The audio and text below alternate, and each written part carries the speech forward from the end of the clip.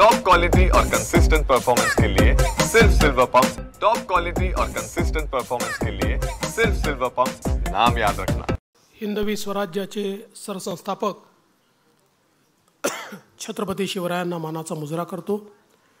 भारतीय राज्यघटनेचे शिल्पकार भारतरत्न डॉक्टर बाबासाहेब आंबेडकर यांना मानवंदना अर्पित करतो।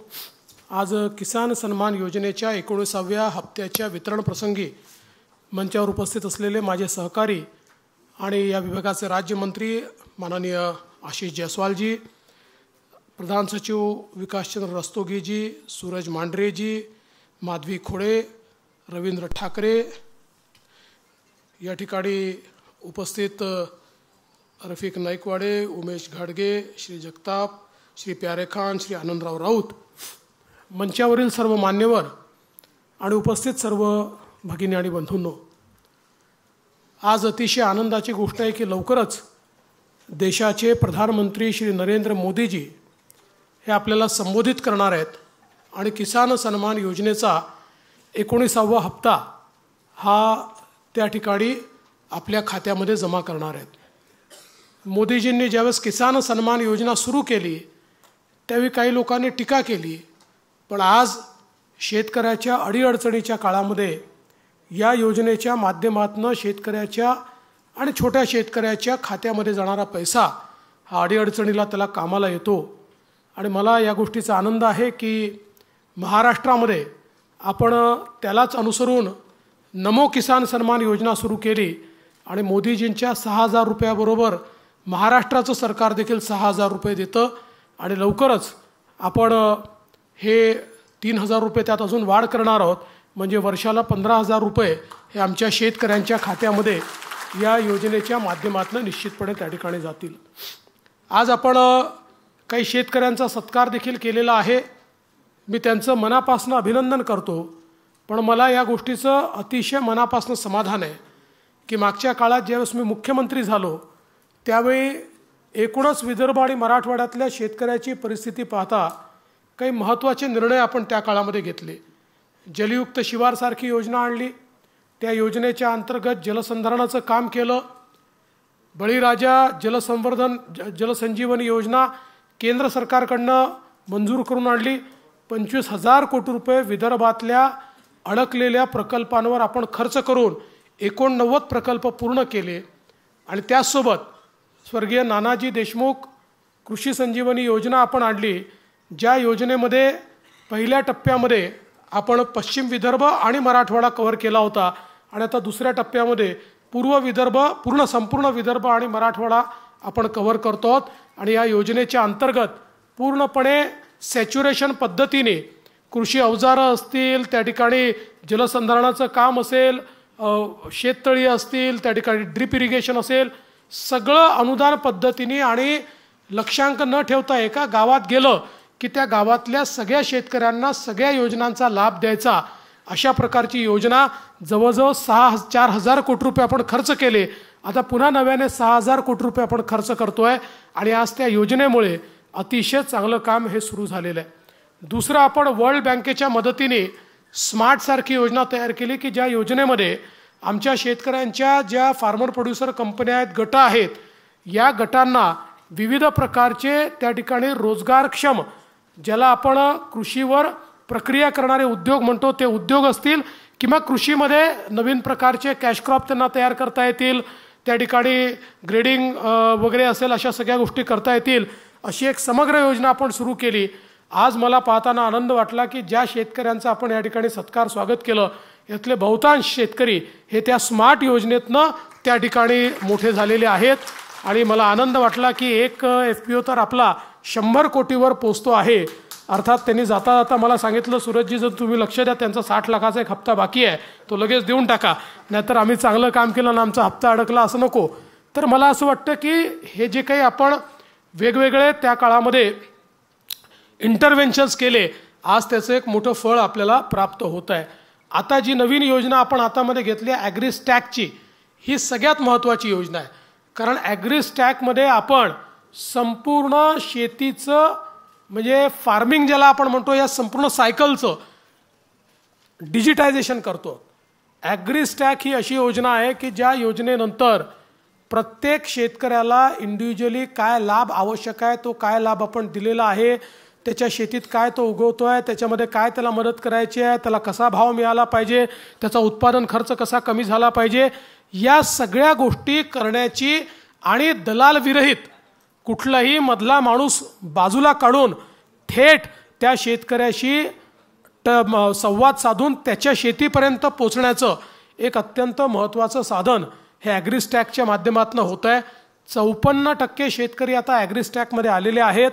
100% शेतकरी आपल्याला ॲग्रीस्टॅकमध्ये आणायचे आहेत, जेणेकरून कोण मालक आहे, त्याची जी शेती आहे, तो काय उत्पादन करतो आहे. महत्त्वाचा मुद्दा आहे की शेतकऱ्यांचं जो लागत मूल्य आहे, शेतकऱ्यांचा उत्पादन खर्च आहे, तो जर कमी करता आला आणि शेतकऱ्यांना आपल्याला बाजाराशी जर जोडता आलं तर त्याचा एक मोठा फायदा आपल्याला होणार आहे. आपल्याला कल्पना आहे की ज्या आपल्या गावातल्या ज्या सगळ्या सोसायट्या आहेत, मल्टीपर्पज सोसायटी आहेत, विविध कार्यकारी सोसायटी आहेत, यांचं 100% डिजिटायझेशन करणं आपण सुरू केलेलं आहे आणि आता याला मल्टी बिझनेस सोसायटीमध्ये आपण कन्वर्ट करतोय.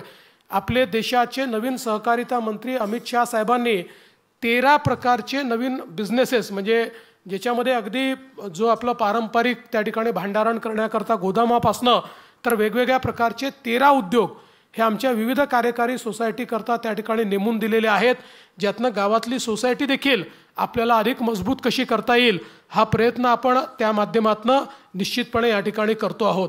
त्यामुळे एकूणच या कृषीच्या क्षेत्रामध्ये मोठ्या प्रमाणात आपण काम सुरू केलेलं आहे. आपल्याला कल्पना आहे मागच्या काळामध्ये आपण शेतकऱ्यांना वीज बिल माफ केलेलं आहे. पुढचे 5 वर्ष शेतकऱ्यांकडनं वीज बिल घ्यायचं नाही असा निर्णय आपण त्या ठिकाणी घेतलेला आहे. आणि आता जो शेतकरी नव्याने कनेक्शन मागेल त्याला सोलर पंपाची योजना आपण आणलेली आहे. सोलर पंप त्या ठिकाणी नोंद केलं आणि फक्त आपण शेतकऱ्याकडनं 10% पैसे घेतोय आणि अनुसूचित जाती अनुसूचित जमातीचा शेतकरी असेल 5% पैसे घेतोय. बाकी सगळं अनुदान हे केंद्र सरकार आणि राज्य सरकार मिळून आम्ही त्या ठिकाणी देतो आहोत. आणि शेतकऱ्यांना त्यांनी मागितल्यानंतर 1 महिना 1.25 महिन्याच्या आत त्याच्या शेतीमध्ये अशा प्रकारचा पंप आपण बसवून देतो आहोत. आणि मला सांगताना आनंद वाटतो की ही योजना जेव्हा 2002-04 साली वगैरे सुरू झाली असेल तेव्हापासनं तर मागील वर्षापर्यंत आपण 2.25 लाख पंप लावले होते आणि मागील 1 वर्षामध्ये आपण 2 लाख पंप लावलेले आहेत. म्हणजे ज्या गतीनं आपण चाललेलो आहे अतिशय मोठ्या गतीनं, कोणीही मागितलं की आपण लगेच त्या ठिकाणी सोलर पंप लावतो.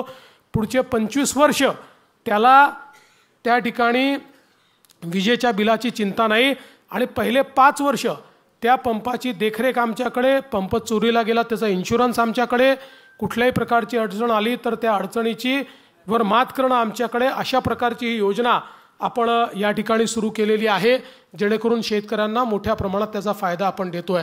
सिंचनाच्या संदर्भातही आपल्याला माहिती आहे की आम्ही पहिल्या 5 वर्षामध्ये एक रेकॉर्ड पद्धतीनं मी सांगितलं 89 आपण योजना मंजूर केल्या, त्या पूर्ण केल्या. आता गेल्या 2.5 वर्षामध्ये मोठ्या प्रमाणात आपण जवळपास या ठिकाणी 150पेक्षा जास्त योजनांना फेर प्रशासकीय मान्यता दिली. त्याचं काम आपण सुरू केलं. आणि सगळ्यात महत्त्वाची योजना जी विदर्भातलं संपूर्ण चित्र बदलणार आहे. आपल्याला माहिती आहे की आपलं जे गोसीखुर्दचं धरण आहे, या धरणाच्या खालून 100 TMC पाणी हे वाहून समुद्रात जातं, ते कोणाच्याच कामी येत नाही. आपण आता ठरवलं आहे की त्याचा एक नदीजोड प्रकल्प आपण तयार करतोय. वैनगंगेचं हे पाणी बुलढाण्याच्या नळगंगेपर्यंत आपण नेणार आहोत. म्हणजे 500 किलोमीटरची 550 किलोमीटरची एक नवीन नदी आपण तयार करतो आहोत. आणि या 2 नद्या जोडत असताना या ठिकाणी आपला नागपूर जिल्हा असेल, वर्धा जिल्हा असेल, त्या ठिकाणी अमरावती जिल्हा असेल, अकोला असेल, असे 7 जिल्हे एकूण आपण त्या ठिकाणी जोडतो आहोत. आणि या 7 जिल्ह्यांमध्ये जो काही थोडा बहुत दुष्काळी भाग आहे हा सगळा दुष्काळी भाग याच्यामध्ये आपण कव्हर करतो आहोत. जवळपास 10 लाख एकर जमीन ही पूर्णपणे ओलिताखाली त्या ठिकाणी येणार आहे, ज्याच्यामुळे एक मोठं परिवर्तन या माध्यमातून होणार आहे. आणि म्हणून राज्य सरकार सातत्याने आज वेगवेगळ्या प्रकारे माननीय प्रधानमंत्री मोदयांचं स्वप्न पूर्ण करण्याचा प्रयत्न आपण करतो. अलीकडच्या काळामध्ये आपल्याला माहिती आहे ड्रोन दीदीसारखी एक संकल्पना आली आहे, ज्याच्यामध्ये महिलांना ड्रोनचं प्रशिक्षण देऊन संपूर्ण फवारणी ड्रोनच्या माध्यमातून करण्याचं काम आता या ठिकाणी चाललेलं आहे. मी एवढंच सांगू इच्छितो, केंद्रातलं सरकार असेल, राज्यातलं सरकार असेल, आम्ही शेतकऱ्यांच्या प्रति पूर्णपणे समर्पित त्या ठिकाणी आहोत आणि अशाच प्रकारे शेतकऱ्यांचा विकास होत राहावा अशा प्रकारचा आमचा प्रयत्न असेल. भागलपूरला माननीय प्रधानमंत्री मोदी पोहोचलेले आहेत, त्यामुळे मी जाता जाता पुन्हा एकदा सर्व शेतकरी कंपन्यांचं ज्यांचा सत्कार झाला त्यांचं सगळ्यांचं अभिनंदन करतो. आमच्या कृषी विभागाचं विशेष अभिनंदन करतो की अतिशय चांगलं काम आज कृषी विभाग आपला करतोय, ज्याच्या माध्यमातून या सगळ्या योजना आपल्यापर्यंत पोहोचत आहेत. याहीपेक्षा चांगलं काम भविष्यात ते करतील ही मला अपेक्षा आहे. पुन्हा एकदा आपल्या सर्वांचं अभिनंदन करतो आणि माझं बोलणं संपवतो. धन्यवाद. जय हिंद.